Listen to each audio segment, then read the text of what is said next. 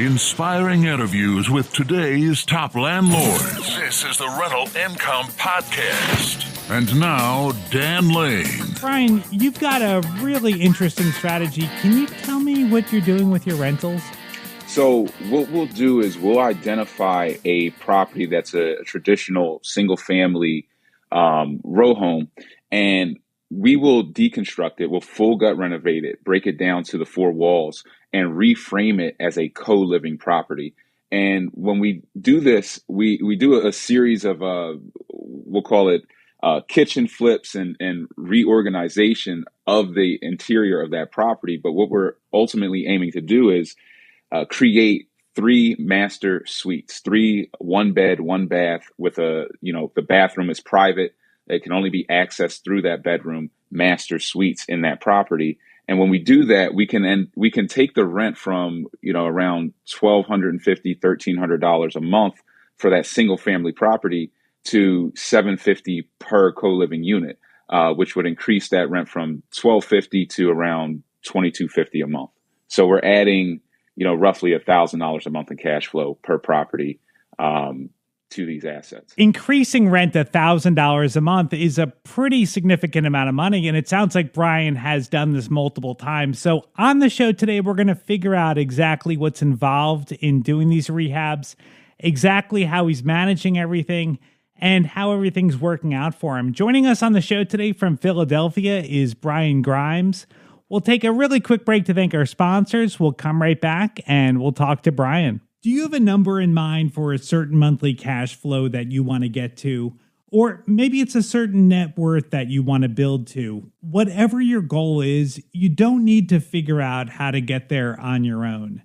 Jaylee Ridge from Ridge Lending Group is more than happy to work with you to show you how to get there.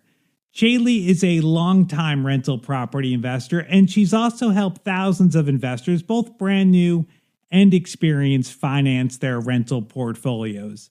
Here's how it works. Jaylee will work with you to help you figure out a realistic goal, and she'll put together a customized plan for you. As things change with either the market or with your personal financial situation, Jaylee will adjust the plan and she'll guide you to wherever it is that you want to go. The best part is there's no extra charge for this service. This is a free benefit of working with Jaylee Ridge and Ridge Lending Group.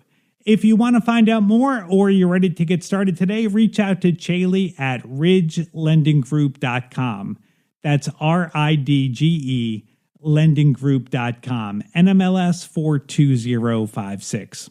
Rental Income Podcast. Brian, so it almost sounds like you've combined like a strategy of renting out rooms with the BRRRR strategy and you've kind of come up with something entirely new. Is that right? Am I understanding this right?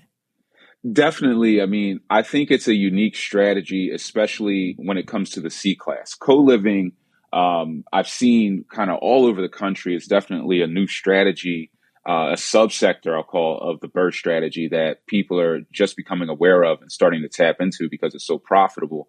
But I took it and applied it to the C-class neighborhoods that have a lot of blight and have a working class community. And what it's done is created affordable housing in a unique way that allows you to 10x your profits while providing affordable housing to people who desperately need it. And it's become, almost a win-win for everyone involved. Right. Okay. So you've reconfigured the house so that there's 3 master bedrooms. We'll go and target a property that has a big enough footprint to do a co-living transition. And that footprint on a row home, and there are row home cities like Philly, Baltimore, parts of Cleveland, New York. There are these, townhome, row home type of cities. The footprint you would need at a minimum is around 1,100, 1,200 square feet. Not 12 will be a little bit larger. 1,100, sometimes you can get down to 1,000 square feet. You don't want to go much further below that. But if you have that footprint, you can full gut renovate that property into a 3-bed, 3-bath master suite with a shared eat-in kitchen and create this co-living footprint. And so do the people think of themselves as roommates? I'm just thinking like they're sharing the kitchen, but they have their own little suite. So like, do they consider themselves roommates? Like, 'cause you're kind of in this gray area between like renting rooms and kind of having an apartment. It almost kind of sounds like you've turned the property into a threeplex. Yeah, well, there are three streams of income coming out of that property at this point.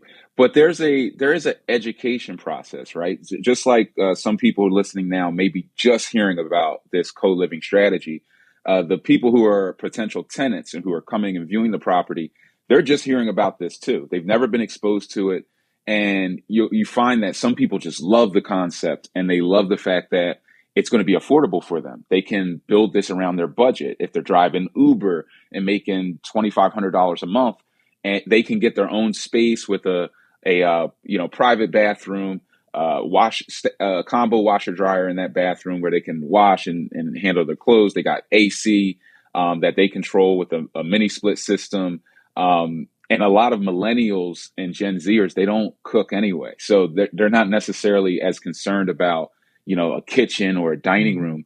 There's an education process that goes on. But when somebody finds out that this fits their budget, it fits their lifestyle, and that it's a solution that will get them, out of their parents' home, not living in, the basement at home or off of somebody's couch, and get them into their own space, people tend to jump at it. I found the demand to be insatiable. Well, let's take a look at the numbers here and see how everything works. So for one of your properties, what did you pay for the property?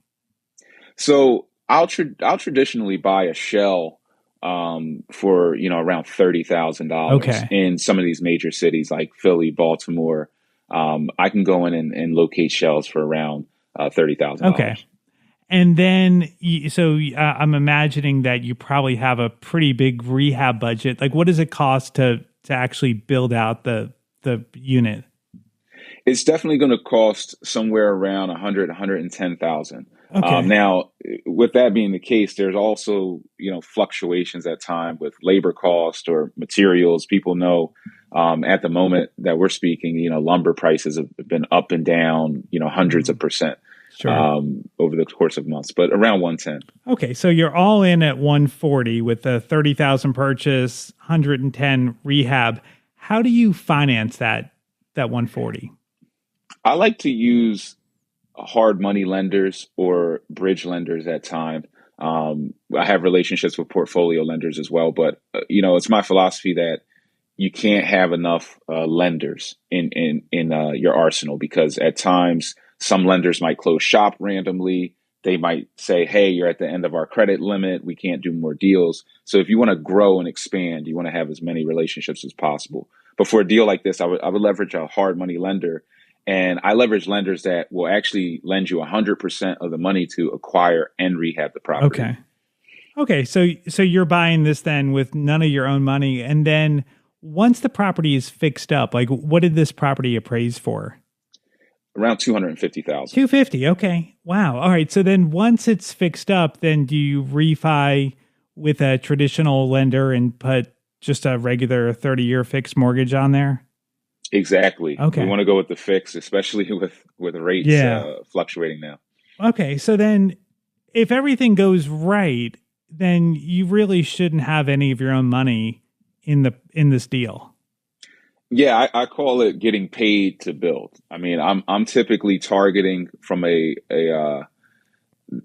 philosophical standpoint of real estate. I want to get paid to build. I want to make money on the purchase. So I know if I can purchase at $30K and I already can target that ARV being around 240, 250, I should be able to get paid to build this property as long as I stick to my budget and execute perfectly. So yeah, I like to actually get a little bit of a cash out refinance on every deal that I touch. Okay. And all right. So what is your mortgage payment on this property? The mortgage on this property, I believe, is somewhere around $1,200. Okay. Potentially less. Okay. All right. So $1,200, and then you've got this rented for $2,250.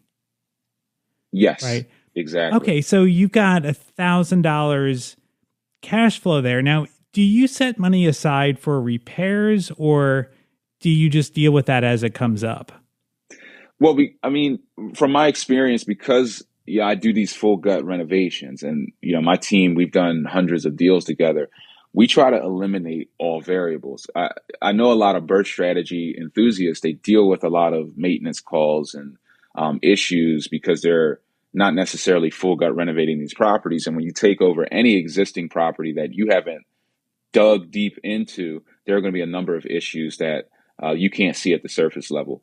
But from my experience, outside of minor leaks, minor issues that happen when a property is settling post rehab, we don't get a lot of big issues. We will set money aside and stay pretty cash heavy while we don't put our cash in the deals and we leverage OPM.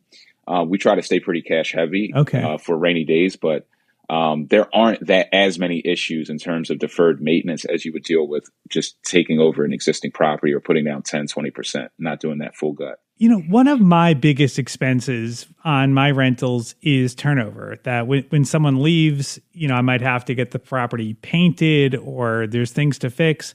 But I imagine with you renting by the room, your turnover costs are probably less because the rooms are fairly small, right? So even if you have to paint, it's not going to cost you that much. Yeah, one thing, it's a benefit of a single family versus numerous streams of income. So if we had one tenant, let's say, not pay or leave, and it was just a single family home, well, then you're really, getting hit over the head with that turnover loss. With a co-living situation, let's say one co-living tenant leaves, you're still getting the other two rent checks. So you're not even underwater yet on that mortgage. And those units are very quick to turn over because they're only living in that unit. Even if someone damaged the property, you can typically get in there, spackle, scrape paint in a day or two and re-tenant that property. And the demand for this product in particular, this type of affordable housing, it's just insatiable. A quick story is in the peak of COVID 2020, between March and June, when everything was just shutting down, people were afraid to walk out of their house. We kind of thought this thing was just extremely airborne. I tenanted over 100 co-living units during that time frame in those 90 days. So the demand, which I found out was just insatiable amongst this marketplace. And what about zoning? Is there any kind of zoning things that or zoning problems that you've run into? I haven't run into zoning issues, but there are questions that you should ask depending on what municipality that you live in before you go and try to attempt this. One, you should always work with an architect, a licensed architect who can stamp plans and submit those to the municipality so that everyone is involved in this. There's certainly nothing wrong with building 3 master suites in a single family residence, but the zoning law or regulation that you have to be aware of is in every municipality, there's a law regarding single family residents and renting them out to people who are not related by blood. So depending on where you're at, this number that you can rent out to the people are not related by blood, it tends to be between 2 and 4 parties. So you may be in a municipality where it's not allowed at all, but in most municipalities and major cities, you can rent to up to 3 or 4 people who are not related by blood. They're not cousins. They're not brothers. They have no relation in that sense. So as long as you're within that guideline, you're not exceeding that number, whether it's 2, 3, or 4, you can still rent that property out under a single family rental license. It will not be considered multifamily, and you will be perfectly compliant. And I discovered this during a conversation that I had with my zoning attorney, where he explained to me why these rules came into place in the past, and why we could do co-living today, and how it would have no impact on us. What do you think the hardest part is of doing this? I've found that, you are in the middle. What I've found to be the tension point, even amongst roommates, is that bathroom. The bathroom, for almost all of us, is kind of like, if we need anything to ourselves, I would take that private Yeah, bathroom. I know people who would rather live in a bunk bed with somebody, but have their own bathroom, than have it the other way around, sure. have their own room and share that bathroom. So giving the private bathroom is what gives somebody a sense of autonomy within the real estate Yeah. space and the rental space. So how about like when you're matching up people, do you have to kind of match people based on personalities? Like I'm just thinking, if you have a bunch of 20-year-olds in a property where you maybe have someone that's in their 60s, like they might not get along that well. So like, do you kind of try to group people based on their personalities? Well, there are two things that I've experimented with. One is well, maybe three. One is definitely having a like to like mentality. Look, opposites attract. Maybe if you're dating somebody, you want them to have some different likes and tendencies than you. When it comes to living with somebody in this room rental type of situation, you want to be like to like. So if I have a 26-year-old woman who's living in this property and she's working class and she's let's say she's a nurse, I want to make this a woman's co-living property. So I want to Mhm. have other young women who are working because they're going to be doing similar things. They're going to be up around similar times, and it just puts you in a better position from people creating or living a lifestyle that's not conducive to how the other residents are Mhm. living at that moment. Right. So you have that. You also have personality tests, right? So we have a lot of personality tests that are out there. And I've experimented with having tenants take a personality test and trying to match them based upon the results of like a dark triad test, Hmm. or using that as a part of the screening process. Because when you're in the working class field, in the C class neighborhoods, credit, you can't necessarily just underwrite based on credit. Almost everyone will have bad credit at Right. times. So you have to find ways to go beyond credit. How do you screen beyond just somebody's credit score? And how do you start to come to that understanding that people aren't just their credit score? So that's part of it. And then third is house rules. So that's the education process, and the control mechanism is here are the house rules, and explaining the house rules to everyone before they move into the property so that people are respectful and they understand that violations of the house rules could be, financial. It could result in charges and extra billing, and that will keep people tuned in and respectful of each other.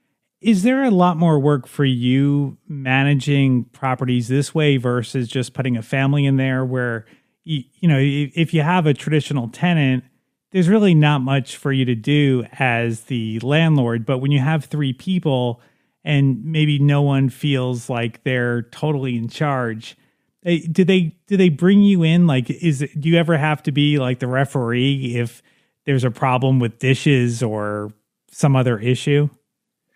There can be challenges at times. I mean, what I've ended up doing is bringing in someone in house who can do some of the cleaning of common areas. So we'll just have a house cleaner. I mean, when you're working at a volume in real estate, you'll have someone typically who will do things like clean the property for a lead inspection prior to tenants moving in, and you'll run them around through the deals that you're doing, but also have them on a schedule of going in, cleaning common areas, keeping an eye on things. So, but that also goes down to house rules as well. Mhm. We will also keep typically maybe some type of security camera or some type of presence in the common area of the property to eliminate disputes so that we Okay. would know, hey, this person used it at this time.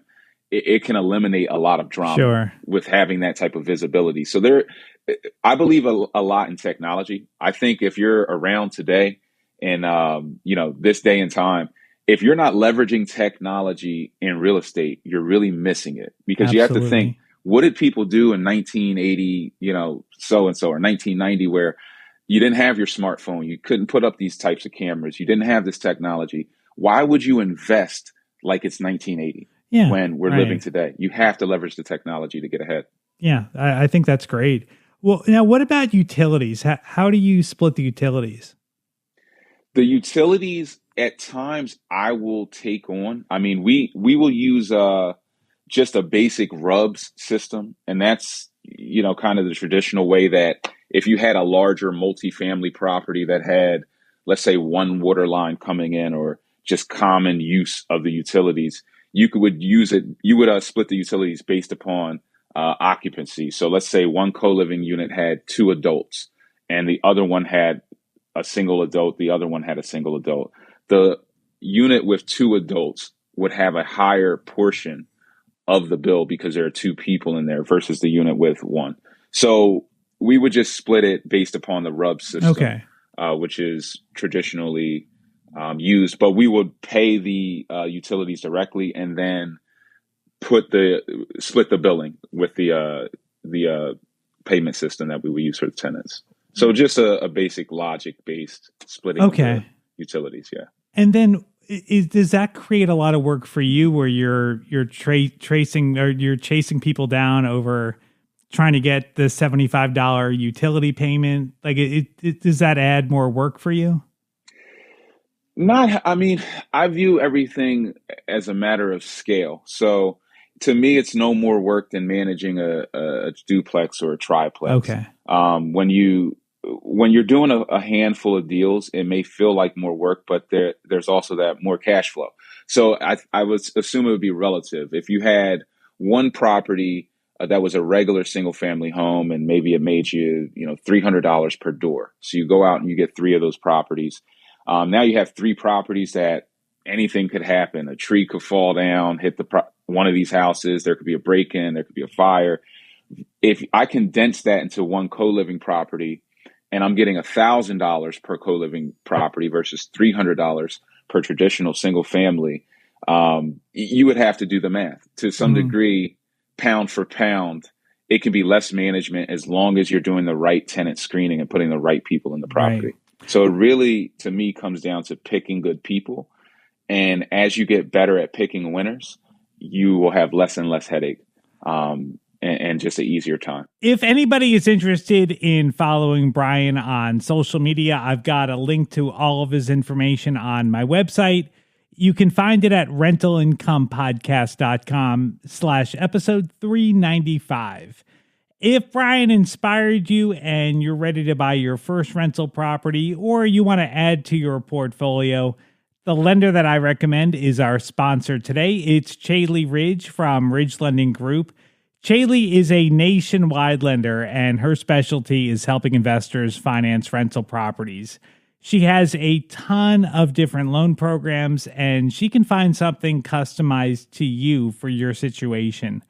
If you want to find out more or you want to set up a time to talk to Chaley personally, just reach out to her at ridgelendinggroup.com. That's RIDGE lendinggroup.com. NMLS 42056. Thank you so much for checking out the podcast today. Make sure you follow the podcast. I put out a new episode every single Tuesday. And if you're following the show, you'll get notified as soon as the next episode comes out.